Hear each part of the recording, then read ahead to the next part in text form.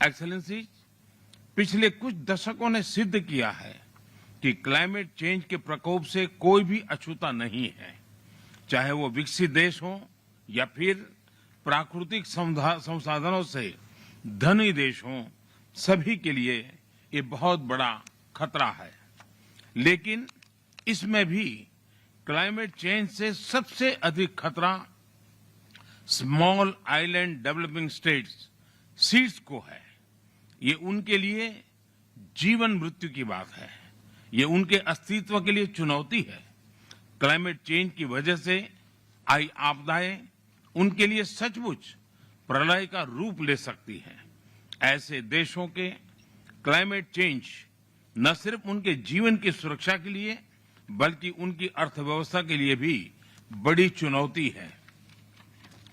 ऐसे देश टूरिज्म पर बहुत निर्भर हैं, लेकिन प्राकृतिक आपदाओं के चलते टूरिस्ट भी उनके पास आने से घबराते हैं।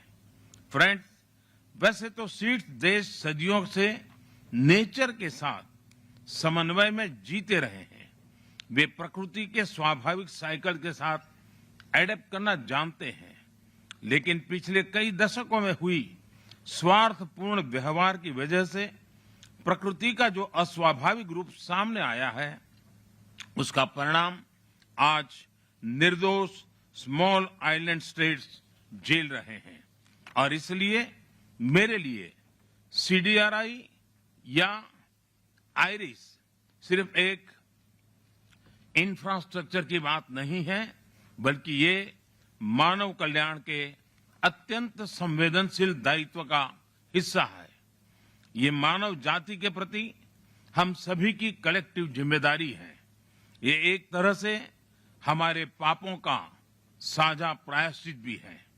फ्रेंड्स, सीडीआरआई किसी सेमिनार से निकली कल्पना नहीं है, बल्कि सीडीआरआई का जन्म बरसों के मंथन और अनुभव का परिणाम है। छोटे द्वीप देशों पर मंडरा रहे क्लाइमेट चेंज के खतरे को भांपते हुए भारत ने पैसिफिक आइलैंड और कैरिकॉम देशों के साथ सहयोग के लिए विशेष व्यवस्थाएं बनाई।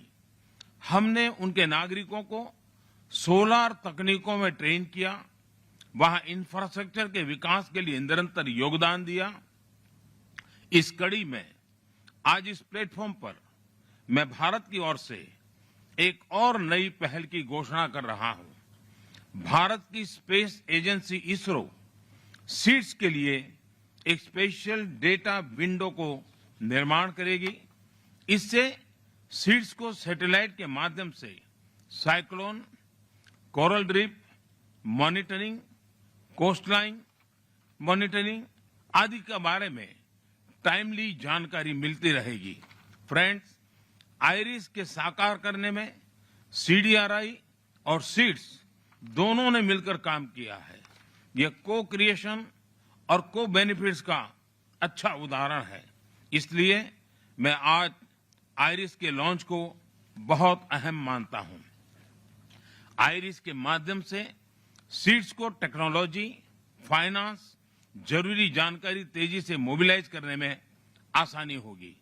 स्मॉल आइलैंड स्टेट्स के क्वालिटी इंफ्रास्ट्रक्चर को प्रोत्साहन मिलने से वहां जीवन और आजीविका दोनों को लाभ मिलेगा। मैंने पहले भी कहा है कि दुनिया इन देशों को कम जनसंख्या वाले स्मॉल आइलैंड के रूप में देखती है, लेकिन मैं इन देशों को बड़े सामर्थ्य वाले लार्ज ओशन स्टेट्स के रूप में देखता हूं। जैसे समुद्र से निकले मोतियों की माला सबकी शोभा बढ़ाती है, वैसे ही समुद्र से घिरे सीड्स विश्व की भी शोभा बढ़ाते हैं। मैं आपको विश्वास दिलाता हूं कि भारत इस नई परियोजना को पूरा सहयोग देगा और इसकी सफलता के लिए सीडीआरआई अन्य पार्टनर देशों और संयुक्त राष्ट्र के साथ मिलकर काम करेगा। सीडीआरआई और सभी छोटे द्वीप समूहों को इस नई पहल के लिए फिर से बधाई और शुभकामनाएं। बहुत बहुत धन्यवाद।